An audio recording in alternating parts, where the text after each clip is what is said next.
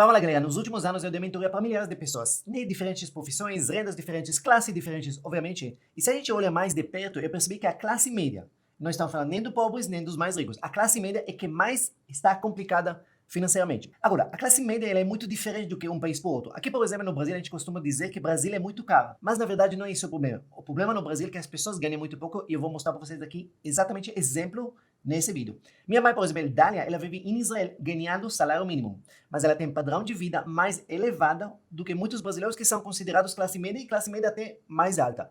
Isso vem de dois motivos muito específicos para o Brasil. A primeira são vários erros muito graves de mentalidade que as pessoas de classe média conduzem a vida deles, e já vou abordar 3 desses erros. E a segunda coisa, obviamente, as condições econômicas no Brasil e de trabalho aqui são muito diferentes do que outros países. O interessante é que pessoas mais simples, pessoas que fazem parte da classe D e E, que incluem pessoas que ganham até 1, 2, 3 salários mínimo no máximo, eles geralmente têm mais consciência da sua realidade.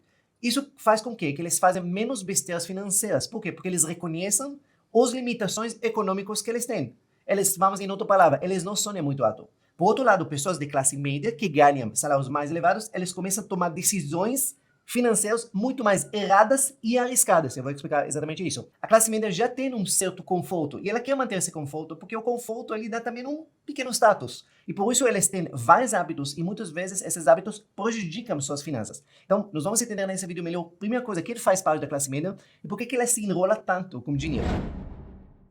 Então, vamos lá. Primeira coisa, quem é considerado classe média no Brasil? Temos várias maneiras, vários indicadores que definem a classe média, mas alguns dizem que quem ganha entre 10 e 20 mil por mês, mas vamos usar o critério mais confiável, o IBGE, que divide a população em 5 classes. Classe A, B, C, D e E, certo? Classe E, vocês sabem, pessoas que ganham menos do que um salário mínimo, muitas vezes pessoas bastante vulneráveis, normalmente eles recebem assistência do governo, essa parte. Classe D, se a gente está falando, é renda mais ou menos de 2 mil a 5 mil. De novo, muda conforme o salário mínimo, mas estamos falando de 2 a 5 mil reais. Classe C, estamos falando de renda de 5 a 10 mil reais. Classe B, 10 a 20 mil reais, tudo estamos falando de renda familiares, e classe A, renda familiares acima de 20 mil reais. Sinceramente, eu poderia incluir todo mundo, praticamente. Para mim, a partir de classe D um pouquinho mais, e até entre aspas classe A, para mim, tudo classe média. Se você considerar ricos, esquece, nem pessoas no Brasil com 50, 100 mil reais, muitas vezes, difícil considerar uma pessoa que ele pode esbanjar dinheiro no Brasil, especialmente se ele vive em grande capital. Mas vamos focar naquilo que é mais definido como classe média. Então vamos começar a entender por que a classe média tem tantos problemas financeiros. Como eu falei para vocês, eles já sentem o gostinho de ter um pouquinho de conforto. Por quê? Porque uma das coisas que a classe média consegue é crédito. Então, ela consegue aos poucos melhorar, consegue adquirir coisas, os carros, as coisas, as casas, tudo isso. Então, isso dá para eles um gosto que eles podem melhorar de vida, pode proporcionar para a família uma vida cada vez melhor. E com essa sensação, com essas expectativas de ter uma vida cada vez mais confortável, aí começam as besteiras financeiras, porque muitas vezes os gastos não acompanham os ganhos que eles têm. Olha uma pesquisa interessante da Confederação Nacional do Comércio. Ela mostrou enquanto as classes D e E conseguem mais ou menos controlar dívidas e até diminuir a porcentagem das famílias endividadas dessa classe, as pessoas do classe mais elevados, famoso classe médias, elas estão aumentando mais a porcentagem deles de endividamento.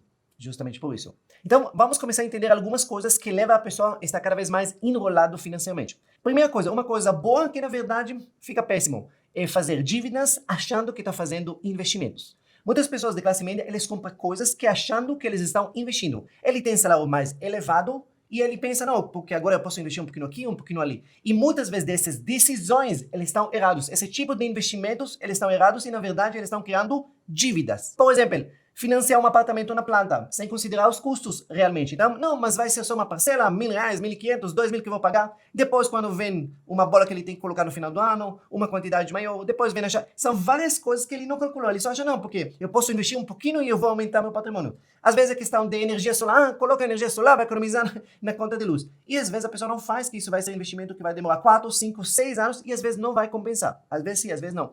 Consórcios, meu Deus. Consórcios é a pior fria que existe, mas as pessoas de classe média têm um pouquinho de dinheiro sobrando, pelo menos ele acha, fala, não, eu vou comprar um consórcio, vou juntar dinheiro, um tipo de poupança, depois eu vou poder tocar por um bens, por um carro, e péssimo, depois ele começa a pagar, o negócio começa a sair fora de controle, e aí praticamente ele não consegue mais manter. Às vezes comprar terreno, eu vou comprar terreno, sabe, ele nem estuda o lugar, mas como ele viu parcelas baixas, ele viu um outdoor na cidade, não, é só parcela de 780 reais por mês, ele compra, entendeu? Depois eu vejo o que eu faço com ele.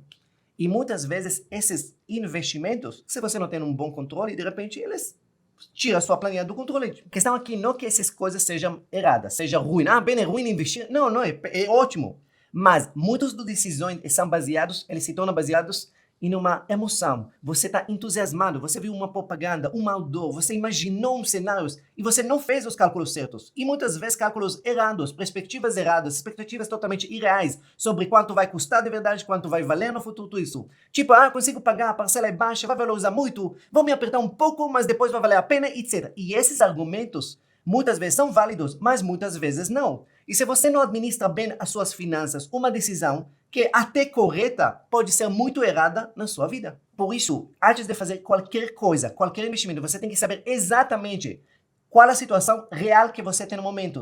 E às vezes, esses investimentos, essas parcelas, eles vão ser muito errados na sua vida. E muitas vezes você vai precisar abrir mão de uns planos mirabolantes que você fez que está prejudicando você. A outra coisa que acontece muitas vezes tem aquele viés de confirmação. O que é esse viés de confirmação? Você acredita em alguma coisa e você vai fazer de tudo para convencer você que você está certa. Não, porque esse investimento vai valorizar. Perfeito. Aí você vai procurar sem querer qualquer coisa, qualquer notícia, qualquer anúncio, qualquer coisa que vai confirmar isso. E quando você vai ter sinais alertas que está desconfirmando isso, você simplesmente vai ignorar. Essa pessoa não sabe o que está falando. Esse anúncio não. Por quê? Porque você quer confirmar que é aquela decisão. E, gente, eu vi pessoas, às vezes, pagando coisas que estão afundando eles. Coisas que não têm nenhum retorno, pelo menos no curto prazo, que talvez no longo prazo vai ter retorno, mas no curto prazo estão prejudicando eles bastante. Se você tem de tomar uma decisão, uma parcela, um consórcio, essas coisas, às vezes, presta atenção, às vezes é melhor perder pouco do que perder muito no futuro. Lembra disso. Segundo âmbito que prejudica você muito é não entender o impacto das compras, dos passivos que você compra na sua renda. Comprar bens passivos que não conduz com quanto você ganha, isso é um erro extremamente grave e infelizmente muito comum. Mesmo que a classe média no Brasil, ela sente que ela ganha mais que os outros. Não, mas eu ganho muito mais, porque eu ganho 8, eu ganho muito mais do que as classes mais baixas. Na verdade, não é que você ganha muito. Na verdade, as classes mais baixas ganham extremamente pouco. E o salário mínimo no Brasil é insuficiente para ter uma vida básica e digna. Insuficiente nisso. Agora, presta atenção uma crença que muitas pessoas erram nisso. Não é que o Brasil é muito caro. É que as pessoas ganham muito pouco no Brasil. Deixa eu explicar para vocês uma coisa que seja claro. O custo de vida no Brasil não é muito elevado. As pessoas falam, não, aqui é muito caro. Não, não é elevado. Obviamente tem nos extremos. Se você vive, sei lá, em Balneário Camboriú, tem nos extremos. Mas se você vive, na média, no Brasil, o custo de vida não é alto no Brasil. As coisas não são muito caras. Nos Estados Unidos, em Israel, o custo de coisas às vezes dobro do que no Brasil. Porém, presta atenção, no Brasil a gente ganha muito pouco. As pessoas aqui ganham muito menos do que as mesmas pessoas ganham em outros países. E esse que é a grande lance que eu vou explicar para vocês. Vamos fazer uma pequena comparação, por exemplo, com os Estados Unidos. Salário mínimo federal nos Estados Unidos é $7,25. Isso se a gente fala de 40 horas semanais de trabalho, quer dizer, 8 horas por semana, 5 dias, trabalhando 160 horas por mês, estamos falando de $1.160. Tem outros estados que o mínimo deles é outro. Califórnia, por exemplo, o mínimo lá é $15,5 por hora. Nova York é $15. Se a gente vai pegar a média, estamos falando de salário de 1.160 mínimo, que vai até $2.400. Vamos colocar o salário de $1.600. Vocês entendem que $1.600 nos Estados Unidos é totalmente diferente do que 1.600, 1.550 no Brasil? Agora, só para vocês comparar, vamos pegar um lanche de McDonald's. Eu sempre, quando eu vejo McDonald's, sempre vem na minha cabeça. Lanche de McDonald's custa R$30. Pensa, o salário mínimo no Brasil é R$10 a hora, $1,5. Quer dizer que se uma família com 3, 4 pessoas querem comer no McDonald's, isso é o salário do dia, às vezes mais do que do dia. Às vezes de 2 dias de trabalho para pagar um lanche de McDonald's que um americano paga com 1 hora de trabalho. Entenda uma diferença? Essa coisa. Vamos falar de carros. O carro mais popular nos Estados Unidos se chama Nissan Versa. Ele custa $17.000. Pronto, de novo, faz a comparação. Uma pessoa que ganha salário mínimo nos Estados Unidos, ele consegue mais ou menos em 10, 12 meses comprar esse carro à vista. Perfeito? Se você vai pegar um carro popular no Brasil, o mínimo que ele custa é R$80.000. R$80.000 para quem ganha salário mínimo, estamos falando de mais de 50 meses de trabalho, mais de 4 anos trabalhando para pagar esse carro. Pense em modelos um pouquinho melhores nos Estados Unidos. Toyota Corolla, Honda Civic custa $20.000, $25.000. Carros que no Brasil é mínimo 150, $170.000. Quantos uma pessoa que ganha salário mínimo, quantos anos ele tem que trabalhar para poder comprar esse carro? 100 meses, estamos falando de 8 anos, mais de 8 anos para trabalhar. Vocês entendem a diferença? Mas não só carro. Pensa, Preço de combustível. Custa lá $4 o galão. Isso quer dizer $1 o litro. $1. Pensa. É o mesmo preço daqui. Não é mais caro. O Brasil não é mais caro do que os Estados Unidos. É o mesmo. R$6 mais ou menos a média no Brasil.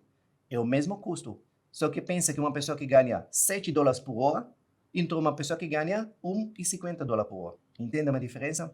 Isso mostra para vocês que o salário mínimo no Brasil, o custo de vida é totalmente desproporcional. Mas por que as pessoas ganham aqui tão pouco?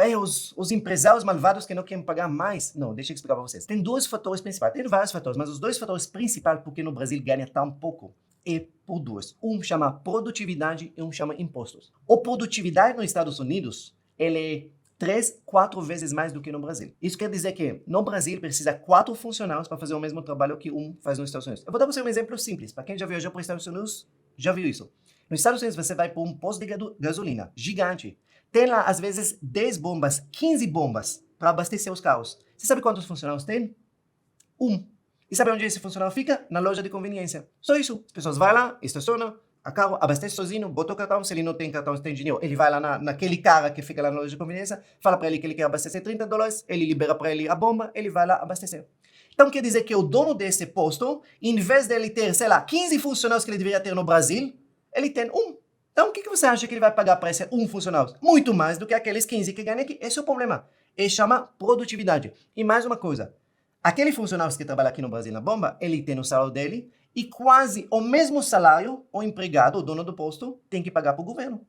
Nos Estados Unidos, acho que é 1/4 do custo para um funcionário. Vocês entendem uma diferença? Então, pensa que comparado nos Estados Unidos a um funcionário, aqui o custo da empresa são 7. Então, infelizmente, o salário vai ser dividido entre 7. Simples, lógica básica. Então, se vocês pensam que um empregador aqui no Brasil, ele precisa 4 funcionários para fazer o trabalho de um nos Estados Unidos e ainda ele tem que pagar mais 3 salários, praticamente a mais, em cima desses funcionários para o governo, quer dizer que ele paga 7 vezes mais para cada funcionário aqui. Então, se vocês pensam que aqui ganha salário mínimo $1,50 e lá é 7, 8, 9, exatamente 7 vezes mais. Aí você entende exatamente a discrepância entre o que ganha no Brasil e o que ganha em outros lugares lá fora. Agora que você entendeu que aqui no Brasil você ganha muito pouco pelas coisas que você quer adquirir, então você tem que perguntar muito bem se essa compra que você quer fazer, esse carro que você quer comprar, essas coisas, elas são realmente importantes, são realmente necessárias para você. Você realmente tem que trocar seu carro ou você troca por capricho. Eu queria ser porque meu vizinho... Isso é extremamente importante. Tem que adquirir coisas, isso sem dúvida. Mas você adquire por qual motivos? Isso são fatores externos. Você tá sofrendo pressão porque os outros têm e no trabalho todo mundo tem carros novos e você está com um carro velho. Você tem que pensar muito bem, por que você está adquirindo essas coisas. Porque a decisão errada, comprar as coisas erradas, isso pode te prejudicar muito. E aí você pode simplesmente calcular quanto custa essas coisas. Quanto vida, como assim vida? Trabalho são horas que você tem que trabalhar para pagar aquele bens. Quer dizer que são dias de vida. Se aquele bens custou 1 mês, 2 meses, 5 meses, 1 ano, 2 anos da sua vida trabalhando para comprar aquele coisa, será que valeu a pena trocar essa vida que você precisava trabalhar, acordar cedo para aquele coisas? Ele era necessário? Se a resposta sim, vai em frente. Se a resposta não, repensa. Porque essas coisas, as coisas que você adquire, que você possui, elas possuem você. Porque você comprou eles, mas agora você tem que manter eles, você tem que sustentar eles, você tem que pagar por eles. E muitas vezes, em vez de você desfrutar eles, você se tornou escravo dessas coisas. Terceiro péssimo hábito, usar crédito, usar limite de cartão como extensão de seus salários. Às vezes o cheque especial, o cartão de crédito. Muitas vezes a pessoa gasta tudo que ele ganha. E ele ao longo do tempo ganha mais, mas como de novo, ele quer consumir mais, ele gasta tudo que ele ganha. Isso acontece por quê? Porque você aumenta a sua renda e sua vontade de viver melhor, de comprar mais coisas, aumenta também. Agora, se você não deixa nada sobrando no final do mês, quer dizer que seu padrão de vida é igual, no melhor das hipóteses, o que você ganha, primeira coisa, você nunca vai ter segurança, você nunca vai investir, você nunca vai ter liberdade. Mas o que acontece? Qual é a pior coisa? Que muitas vezes não só que eles gastam tudo, eles querem gastar, continuam gastando mais ainda. E eles fazem o quê? Eles usam limite, seja de cheque especial, seja no cartão, como extensão do salário. Isso dá uma falsa sensação que você tem poder de compra a mais do que na prática você não tem. Se você compra algo parcelado porque você não tem dinheiro para comprar ele à vista, você está sendo burro, você se auto-engana. Porque se você não tem dinheiro para comprar à vista, é porque você não tem condições de comprar. O cartão, ele não te aumenta o poder de compra, ele somente te ilude que você tem poder de compra. E ele só te empurra o problema ou erro que você faz na frente. Simples. Entenda isso uma vez por todas. Você não é mais rico porque você tem cartão com limite mais alto. Você apenas tem mais poder de se enfocar. Isso é a única coisa que limite dá para você. Mais poder de se enfocar.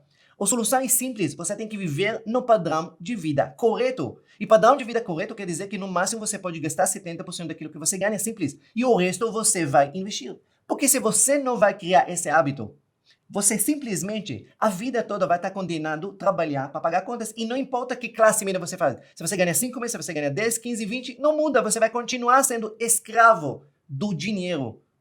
Ah, bem, mas eu não consigo gastar. Você não consegue gastar menos porque você criou um padrão de vida que você acha que ele é essencial. Você não entendeu que esse padrão de vida você escolheu ao longo dos anos. E do mesmo jeito que você escolheu a casa, o carro, a escola das crianças, do mesmo jeito você também pode desescolher e pode escolher outras coisas que cabe mais no seu orçamento, cabe mais. Você talvez vai viver um pouquinho mais humilde. Talvez não vai ter aquele status que você tinha na frente de seus vizinhos ou seu, mas você vai viver bem e você vai dormir bem à noite.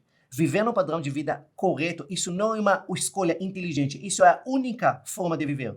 Porque quando você vive no padrão de vida errado, infelizmente, você vai ter vida que não importa quanto você vai trabalhar, quanto você vai produzir, quanto você vai crescer no seu trabalho, você sempre vai ter uma corrida de ratos que nunca acaba. E essa corrida ela é extremamente estressante. Por quê? Porque a vida toda você vai estar estressante com dinheiro, estressado porque precisa trabalhar, precisa ganhar dinheiro, porque tem as contas do carro, contas da escola das crianças, e você simplesmente vai passar uma vida praticamente sem um momento de paz, sem um momento de realmente relaxar e curtir as conquistas que você faz na vida. Então, viver no padrão de vida é a única forma correta de viver. Esses 3 erros que eu coloquei para vocês aqui são essenciais. Obviamente, tem muito mais erros, muito mais detalhes que a gente tem que trabalhar, mas se você vai começar a entender essa filosofia, esses 3 erros, e vai conduzir umas decisões mais corretas e vai enxugar seu padrão de vida, que ele cabe realmente naquilo que você ganha, eu garanto para você que sua vida vai mudar totalmente. É questão de investimento, terreno, tudo isso é tudo secundário.